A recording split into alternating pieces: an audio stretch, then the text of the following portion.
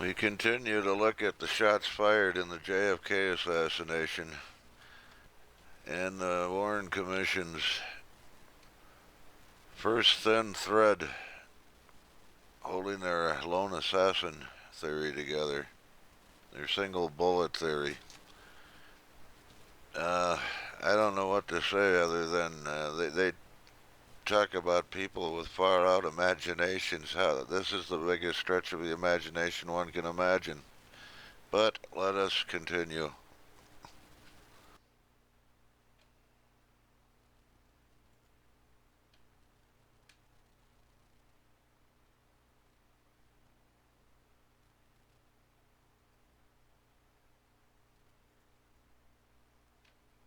A confrontation over what to do with the president's body? Oh, the confrontation, that was one of the biggest things that happened at Parkland. That's what caused all of this, not allowing Texas law to be in place. Our pathologist should have done the autopsy at Parkland. And he tried to. And he tried to follow the Texas law. And the Secret Service, they looked like a herd of locusts, a phalanx around the coffin. And Mrs. Kennedy was in the middle with her left hand on the casket. And they were then coming out into the hall. And all of a sudden, there, our forensic pathologist stopped them. Dr. Earl Rose said, "Halt. This man has to have an autopsy here in the state of Texas.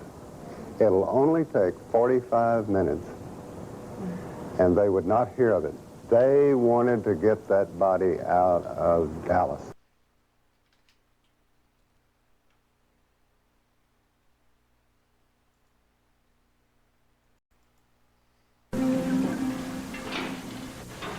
Darrow Tomlinson, a Parkland Hospital employee, reenacts how he found that bullet on a stretcher.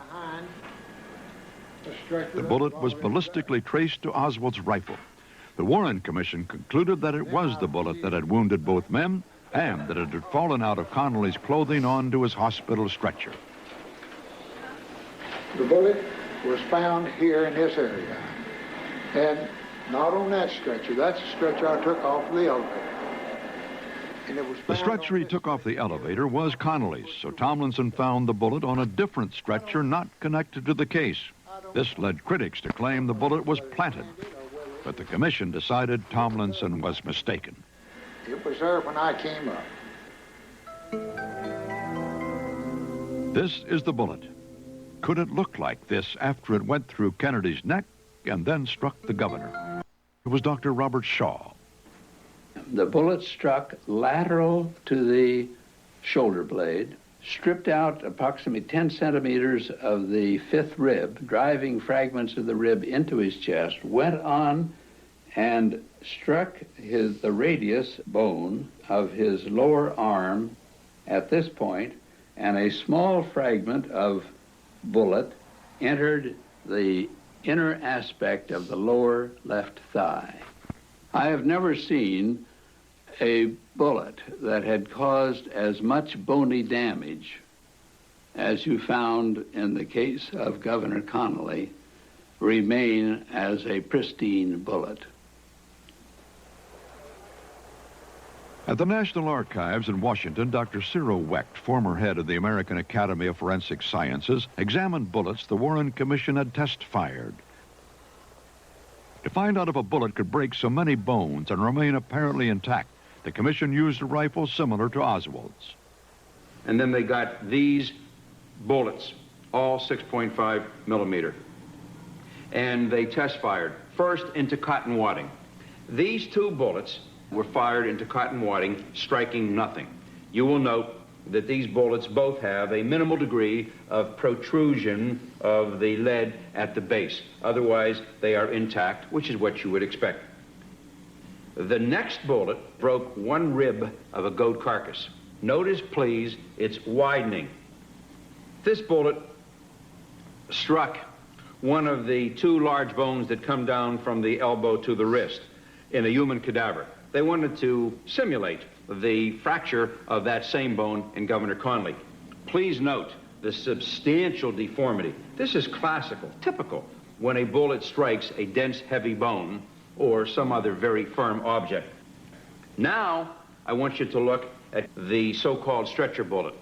This bullet is the actual bullet that the Warren Commission claims broke both John Connolly's right fifth rib, destroying 4 inches of that bone, pulverizing it, and which caused a comminuted or extensively fragmented fracture of a dense, heavy bone down near the base of the wrist, and emerged in this condition.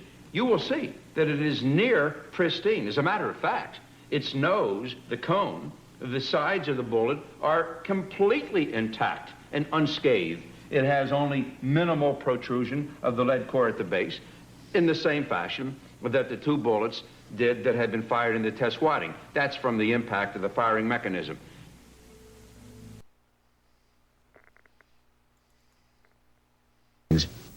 The conclusive evidence, which completely destroys the Commission's theory, is the fact that more grains of metal were recovered from Governor Connolly's wrist wound alone than could have possibly come from Commission Exhibit 399.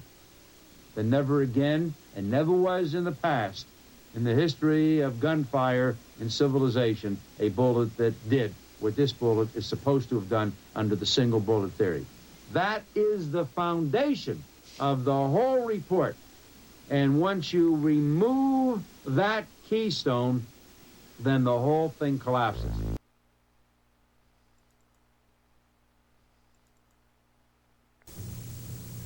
As of the time that bullet reached the FBI laboratory, Robert Fraser is the ballistics examiner who got it. It was almost perfect. It was slightly flattened at the end that is attached to the shell, the back end of the bullet. And it wasn't flattened much, but it was flattened there. Fraser testified to its condition when he received it, when he was a witness before the Warren Commission. And I'm paraphrasing his testimony, but it is roughly this, that if that bullet had struck coarse cloth or leather, he would have expected to find microscopic marks on it, and there were no such microscopic marks.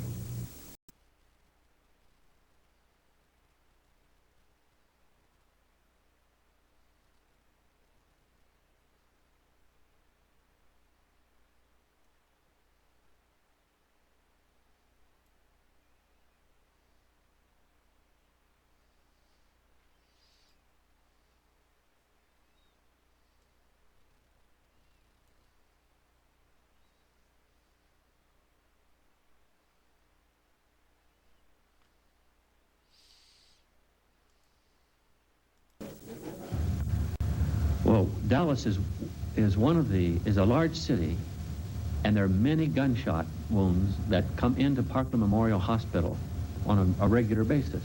This is a normal sort of life for a hospital in a big city, and especially Texas, where a lot of people carry guns.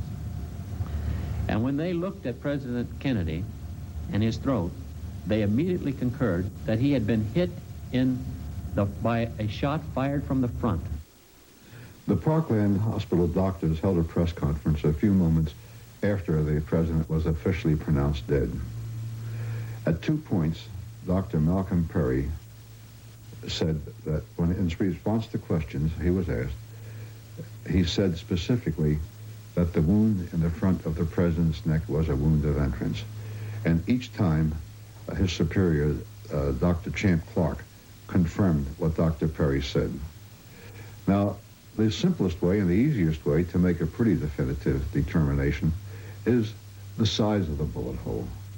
It almost invariably is true that on entering, the bullet makes the smaller hole. It makes a much larger hole in exiting. The size of the hole measured by Dr. Perry at the hospital was 3 by 5 millimeters. That's quite small. That's actually smaller than the size of the bullet, the diameter of the bullet itself. The single bullet theory was essential crucial to the Commission's case because of a timing conflict between the wounding of the 2 men, as seen on the Zapruder film, and the time needed to operate the bolt-action rifle, which the Commission said Oswald had used. You'll find out in a FBI minute and Secret why Service the tests at timing the is assassination crucial, which site, bullet missed. together with a frame-by-frame examination of the Zapruder film, revealed that President Kennedy and Governor Connolly were wounded within 1.6 seconds of each other. Test with the rifle found in the book depository, however, showed that even in the hands of an expert, the weapon required a minimum of 2.3 seconds to fire 2 shots. Since it was therefore physically impossible for the alleged murder weapon to have been fired twice during the time period in which both the president and the governor were wounded, only 2 possibilities existed. Either both men were hit by the same bullet, or there was a second assassin. The single bullet theory was further necessitated by the commission's conclusion that only 3 shots were fired. One of these shots, though, was known to have missed the limousine entirely, striking a curbstone near the triple underpass. While it was not known which of the 3 shots missed, the commission was... And therein lies their little problem. The shot that missed wound up way the heck over here. Well, we'll go on.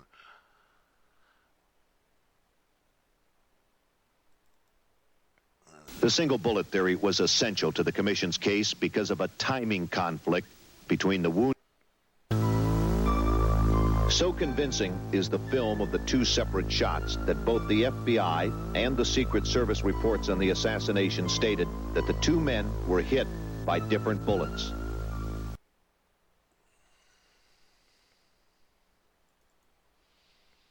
Harold Weisberg is a former Senate investigator who has written 6 books on the assassination. Neither the FBI nor the Secret Service supported the single bullet theory, and as of the last time I saw any of their records that include a reference to it, they were still not sort of laughing about the commission and its single bullet theory. They both agreed in their theories that the first shot hit President Kennedy and nobody else, that the second shot hit Governor Connally and nobody else, and that the third shot hit President Kennedy and nobody else. However, both the Secret Service and the FBI knew very well that a bullet had missed, had struck a curbstone, and a spray of concrete had wounded Jim Tegg. It was on the police radio. The FBI transcribed the police radio tapes. It was on the front page of the Dallas papers the next day. Everybody knew. But they just ignored it because they were determined to insist that there was a single assassin and that it was Lee Oswald.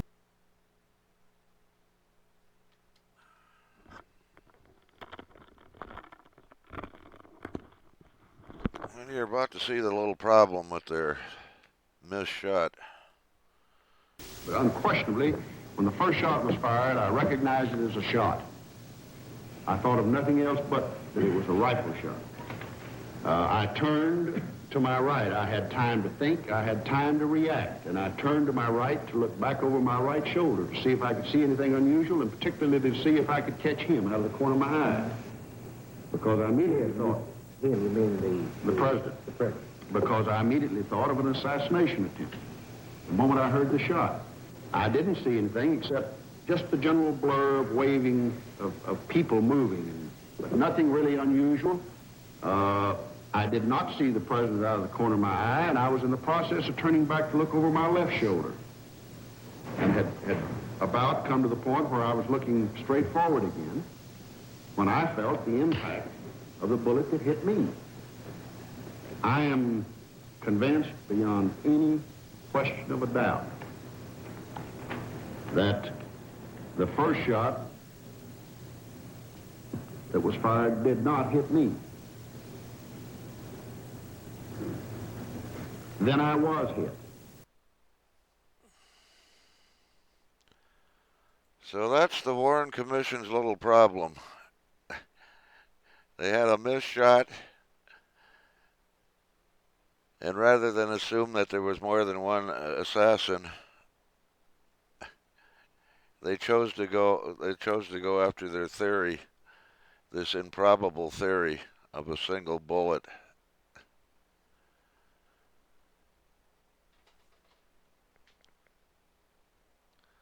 When most of the American people felt that the Warren Commission would not leave a stone unturned to find the assassin of the President of the United States,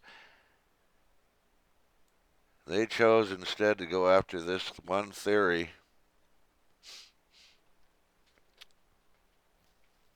because it was the only way they could keep a single assassin up in the sixth floor of the book depository building.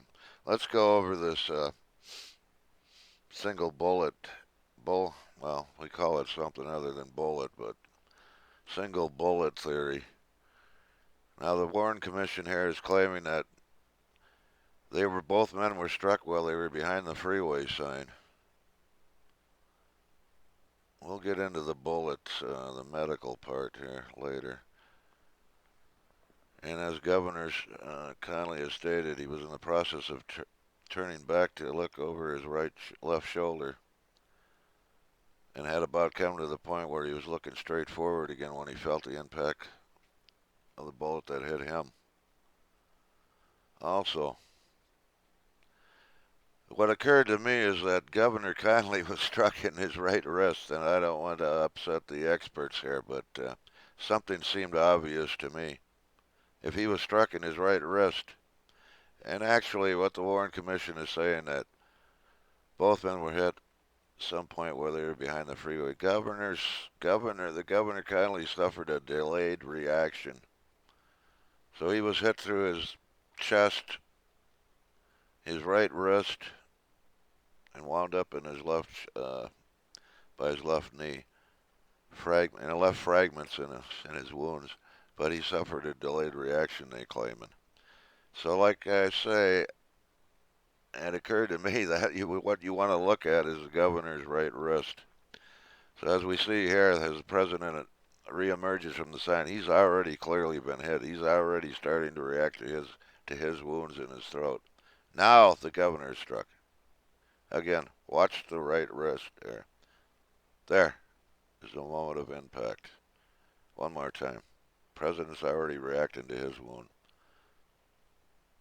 About 2:28 or 9, 27:28. That's when Governor Connally is struck. So it's kind of in between. The Warren Commission is saying they were both struck while they were behind the freeway sign. In actuality, the president was struck while he was behind the sign. He's already starting to react to his wounds. And then the governor is struck right here about 28:8. You can clearly watch his right wrist one more time. Right there.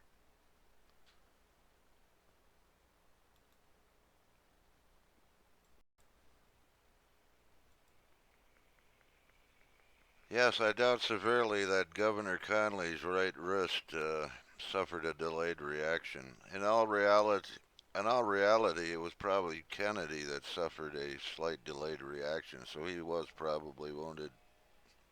He was probably struck and then started reacting shortly after. Also here, it says Governor Connally viewed the film and testified he was hit between 31 and frames 231 and 234. So he was pretty accurate. But that wasn't good enough for the Warren Commission. They knew that was still a big problem.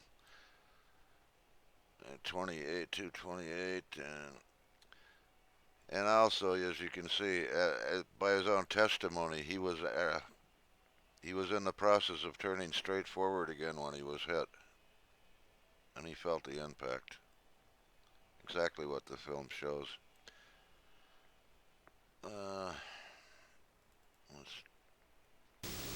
Robert Grodin is a photo optics expert who has spent many years examining the Zapruder film. Unfortunately, there's a road sign between the lens of the camera and the president at about the time of the first shot, which obliterates the view. So we can't tell exactly when the president was first hit. We do know that by the time his head disappears behind the road sign, it does not appear that he has been hit yet. At frame 225, President Kennedy shows the first signs of being hit. That is, he reemerges from behind the road sign and his hands are coming up toward his throat, being clenched. Governor Connally, on the other hand, doesn't show signs of being hit until frame 237 to 238. We have quite a stretch of time there. To me, it's rather obvious that the president had been struck before Governor Connally was wounded, because the president was placing his hand up to his throat. And at that time, the governor was showing no signs of any distress that he had been struck in any way. It was just a few frames later that he obviously had been wounded and showed signs that he was in pain.